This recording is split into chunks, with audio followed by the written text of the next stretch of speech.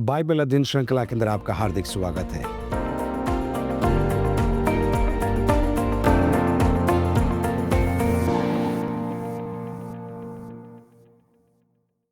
हम इब्रानियों की पत्री का अध्ययन कर रहे हैं और आज हम चौथे अध्याय की 11वीं आयत से अध्ययन करेंगे, जहां पर परमेश्वर के वचन की महानता की घोषणा हमें दर्शाई गई है। पहले प्रार्थना कर लेते हैं। परमपिता परमेश्वर, हम आपका धन्यवाद देते हैं आपके जीवित वचन के लिए, धन्यवाद देते हैं आपके अनुग्रह के लिए जो आप हमें पवित्र आत्मा के द्वारा देते हैं कि आपके वचन के सामने बैठ सकें, सीख सकें और समझ सकें। हमारी बुद्धि को खोलिए ताकि आपके ईश्वरी सनातन और अद्भुत वचन को हमारे जीवन में स्वीकार कर सके। प्रभु यीशु मसीह के नाम से मांगते हैं, आमीन। इब्रानी की पत्री 4 अध्याय उसकी 11वीं आयत। अतः हम उस विश्राम में प्रवेश करने का यत्न करें, ऐसा न हो कि कोई जन उनके समान आज्ञा न मानकर गिर पड़े। पिछले सत्र में हमने विश्राम के बारे में गहराई से सीखा था और हमने सीखा था कि इजरायलियों के लिए विश्राम उनका कनान का देश था, लेकिन विश्वासियों के लिए विश्राम प्रभु यीशु मसीह के पूरे किए गए कार्य पर या पूर्ण कार्य पर भरोसा कर कर निर्भर रहकर उस पर आश्रय लेना ही हमारा विश्राम है। और हमने पिछले सत्र को ये कहते हुए अंत किया था कि प्रभु यीशु मसीह ने स्वयं मुझे और आपको आमंत्रित किया है, हे बोझ से दबे हुए लोगों, मेरे पास आओ और मैं तुम्हें विश्राम दूंगा। उस सत्र के अंदर हमने आपको बताया था कि हमारे कार्यों से नहीं परंतु यीशु के किए हुए कार्य के कारण हम हमारी ज़िंदगी जी सकते हैं, हमारे कार्यों को हम कर सकते हैं।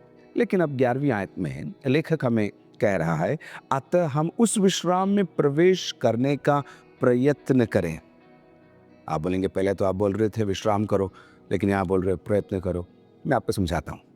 हम आमतौर पर अपने आप पर निर्भर रहना चाहते हैं, जो दिखते हैं उन पर निर्भर रहना चाहते हैं, या जो धनी हैं उन पर निर्भर रहना चाहते हैं, या जो हमारी सहायता कर चुके हैं उन पर हम निर्भर रहना चाहते हैं। लेकिन परमेश्वर पर निरंतर निर्भर रहना एक अभ्यास है, एक मेहनत है। इसलिए यहाँ पर लेखक हमें कह रहा है, अतः हम उस विश्राम में प्रवेश करने का क्या करें? प्रयत्न करें, लगे रहें। ऐसा ना हो कि कोई जन उनके समान, किनके समान? इजरायलियों के समान, जिनके बारे में चौथे अध्याय के शुरू में हमें याद दिलाया गया था, उनके समान आज्ञा न मानकर गिर पड़े। तीसरे अध्याय के अंदर हमें दर्शाया गया है कि इजरायली लोग अविश्वास के कारण कनान में या अपने विश्राम में प्रवेश न कर सके। लेकिन यहाँ पर लिखा हुआ है, आज्ञा न मानकर वे गिर पड़े, ढेर हो गए। लाखों लोग थे जिन्होंने प्रतिज्ञा प्राप्त की थी, 2 ही थे जो सच में अपने वाचा के देश में, अपने प्रतिज्ञा के देश में पैर रख सके। मेरी ये प्रार्थना है कि मैं और आप जो प्रभु से हमने प्रतिज्ञाएं प्राप्त करी है, उसको न केवल पढ़ने वाले, न केवल सुनने वाले, लेकिन उसको प्राप्त कर कर जयवंत जीवन मैं और आप जी सके। अब लेखक हमें 2 बड़ी बातें समझाता है। हम आज्ञा न मानकर कहीं गिर न पड़े, उसके लिए चेतावनी देते हुए, समझाते हुए हमसे कहता है, परमेश्वर कहता है, और फिर अगली आयत में परमेश्वर देखता भी। तो ये दो जो विचार मैं आपके सामने रखना चाहता हूँ, परमेश्वर कहता है और परमेश्वर देखता है। मैं आपको समझाता हूँ। 12 आयत बहुत ही प्रमुख आयत, और यह आयत अक्सर लोगों को मुंह जबानी याद है। क्योंकि परमेश्वर का वचन जीवित और प्रबल और हर एक 2 धारी तलवार से भी बहुत चोखा है, और प्राण और आत्मा को और गांठ गांठ और गुदे गुदे को अलग करके आर पार छेदता है, और मन की भावनाओं और विचारों को जांचता है। परमेश्वर के वचन की महत्ता, परमेश्वर के वचन के महत्व को लेखक यहाँ पर प्रस्तुत कर रहा है। लेकिन 12वें आयत का पहला शब्द क्या है? क्योंकि। और जहाँ क्योंकि आया, हमको पिछली आयत फिर से पढ़नी पड़ेगी। तो पिछली आयत क्या है? कहीं ऐसा न हो कि कोई जन उनके समान, अर्थात इजरायलियों के समान, आज्ञा न मानकर गिर पड़े, आज्ञा न मानकर गिर पड़े। क्योंकि परमेश्वर का वचन। अब आप इस बात को समझिए कि परमेश्वर कह चुका है, परमेश्वर बता चुका है, परमेश्वर अपने लोगों से बात कर चुका है अपने वचन के द्वारा। इसलिए हमें अविश्वास नहीं करना है, इसलिए हमें संदेह नहीं करना है, इसलिए हमें अनाज्ञाकारी नहीं रहना है, क्योंकि प्रभु का वचन हमें दिया गया है। अब देखिए यहाँ लिखा है परमेश्वर का वचन। जब ये पत्री लोगों को प्राप्त हुई थी तो उनके पास हमारे पास जैसी बाइबल है वैसे बाइबल नहीं थी। उनके पास चर्म पत्रियाँ थी। पुराने नियम की पहली 5 पुस्तकें तोराह के रूप में उनके आराधनालयों में स्थित थी। उसके बाद नबी लोगों की पुस्तकें थी, भजन थे और ऐसे अलग-अलग प्रतियाँ या ग्रंथ के रूप में स्क्रॉल्स बोलते इंग्लिश में, ऐसे चर्म पत्रों पर लिखकर वे सुरक्षित रखते थे। लेकिन यहाँ लिखा है परमेश्वर का वचन। इसका मतलब वे सारी बातें और वे सारे लेख क्या थे? परमेश्वर के वचन थे। और उतना ही नहीं, पुराने नियम में ही नहीं, नए नियम में हमारे पास ये पत्रियां आई हैं, ये भी हमारे लिए क्या हो गई हैं? परमेश्वर का वचन हो गई। अब देखिए परमेश्वर का वचन क्या है? जीवित। उसके गुण अपन इसी आयत में से अपन देखना चाहेंगे। परमेश्वर का वचन सबसे पहले क्या है? जीवित है। न केवल ये जीवन देता है, लेकिन परमेश्वर का वचन स्वयं ही क्या है? जीवित है। पहला पत्रस उसके पहला अध्याय की 23 आयत में लिखा है। पहला पत्रस पहला अध्याय उसकी 23 आयत, क्योंकि तुमने नाशवान नहीं पर अविनाशी बीज से परमेश्वर के जीवते और सदा ठहरने वाले वचन के द्वारा नया जन्म पाया है। परमेश्वर का वचन क्या है? जीवित है, जीवन देता है, लेकिन परमेश्वर का वचन जीवित है। इसके अंदर सामर्थ है। वो आएगा आगे। आगे देखिए परमेश्वर का वचन क्या है? जीवित। उसके बाद और प्रबल है। प्रबल है, बल युक्त है। न केवल जीवित है लेकिन बल युक्त है। एक प्राणी जीवित हो सकता है लेकिन उसके पास बल होना जरूरी नहीं, वो निर्बल हो सकता है। लेकिन प्रभु का वचन ऐसा नहीं है। प्रभु का वचन जीवित है और प्रबल भी है, अर्थात जो कुछ इसे करना है उसे करने की क्षमता प्रभु का वचन रखता है। समझिए इस बात को आप। यशायाह की पुस्तक उसके 55वें अध्याय में क्या लिखा है? आपको याद है? यशायाह 55 का 10 और 11 मैं आपके लिए पढ़ूंगा।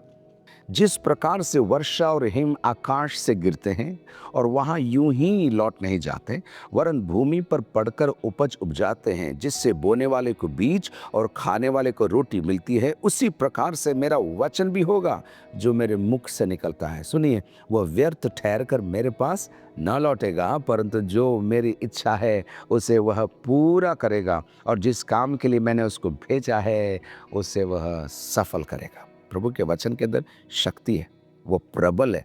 जो काम करना है प्रभु का वचन बिना किसी से पूछे, बिना किसी की मदद लिए परमेश्वर का वचन अपने काम को पूरा कर देता है। पहला थिस्सलुनीकियों उसके दूसरे अध्याय की 13 आयत देखिए क्या लिखा है। पहला थिस्सलुनीकियों दूसरा अध्याय और उसकी 13 आयत।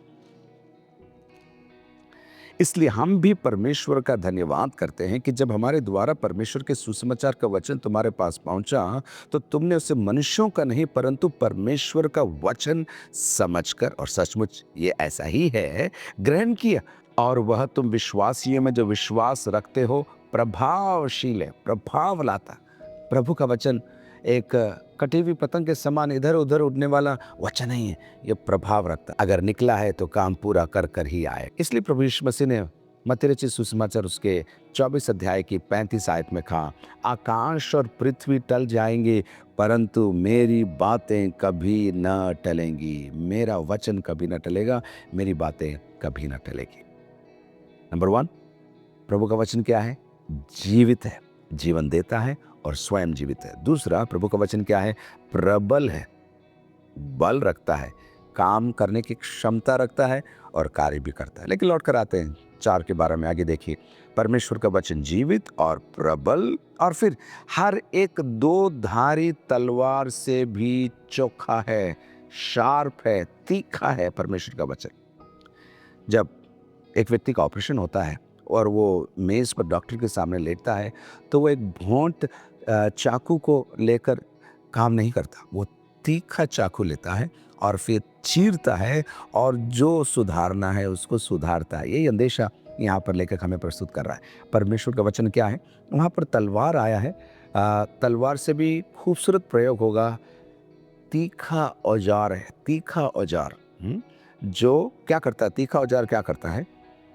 जो प्राण और आत्मा को, लेखक यहां हमें 3 तुलनाओं को प्रस्तुत कर रहा है। देखिए क्या क्या है वो। एक, प्राण और आत्मा। दूसरा, गांठ गांठ और गुदे गुदे को। और तीसरा, मन की भावना और विचारों को।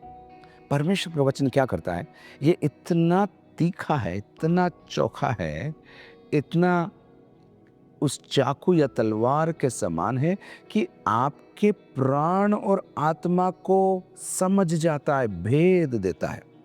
अब प्राण कहाँ है, आत्मा कहाँ है, उसकी खोज में सदियों से लोग लगे हुए हैं। हम इतना कह सकते हैं कि मनुष्य एक आत्मा है जिसके पास शरीर है और प्राण भी है।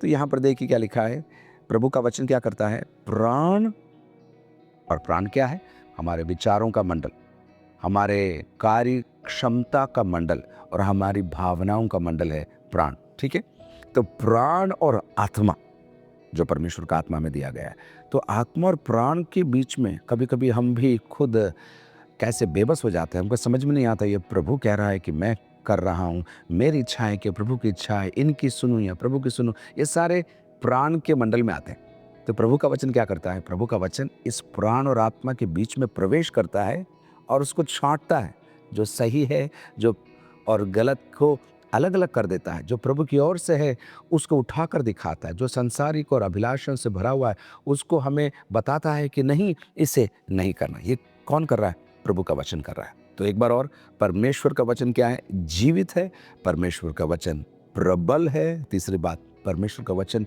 तीखा या तलवार से भी चोखा या तीखा है। तीसरा हो गया। और तीखा का लाभ क्या है, वो प्राण और आत्मा को छांट देता है, भावनाओं को भाप जाता है, प्रभु की इच्छाओं को हम पर प्रकट करता है। उसके बाद इतना ही नहीं, और गांठ गांठ और गूदे गूदे को अलग करके, इसका अर्थ क्या हो, ये शरीर से जुड़े हुए शब्द है। तो प्राण आत्मा शरीर तीनों आ गया, प्राण और आत्मा को अलग कर देता है, लेकिन शरीर के अंदर भी प्रवेश करता है, और गांठ गांठ गूदे गूदे को, अर्थात हमारे शरीर के अंदर भी मानो प्रभु का वचन प्रवेश करता है और हमारी अवस्थाओं को समझ जाता है, भांप लेता है, हम पर उसका प्रकाश डालता है, और उसका तोड़ भी प्रभु का वचन हमें प्रदान करता है। आप समझ रहे हैं, परमेश्वर का वचन डॉक्टर के औजार के समान है। आजकल स्कैनिंग करने के कई मशीनें आई हैं। पहले केवल अल्ट्रासाउंड हुआ करता था, उसके बाद सीटी स्कैन हो गया, उसके बाद एमआरआई स्कैन हो गया, उसके बाद कलर डॉपलर हो गया। ये सारी मशीनें आपके शरीर के अंदर चलने वाली बातों को बखूबी बाहर पेपर पर या फिल्म पर लाके बताती है। लेकिन परमेश्वर का वचन ही है जो मेरे शरीर को ही नहीं, मेरे विचारों को भी स्कैन कर कर प्रभु के सामने प्रस्तुत कर देता है, और वो बात आएगी आगे। तो परमेश्वर का वचन जीवित है, परमेश्वर का वचन प्रबल है, परमेश्वर का वचन बहुत चोखा है। और फिर क्या करता है वो चोखा वचन, आर पार छेदता है, घुसता है, छेदता है, हमारे हठीलेपन के अंदर वो घुस जाता है, हमारे कठोरता के अंदर वो घुस जाता है, हमारे पाप में स्वभाव के अंदर वो प्रवेश करता है। जब हम जिद करते नहीं, जब हम पाप में लगे रहना चाहते हैं, प्रभु का वचन छेद कर अंदर घुस जाता है।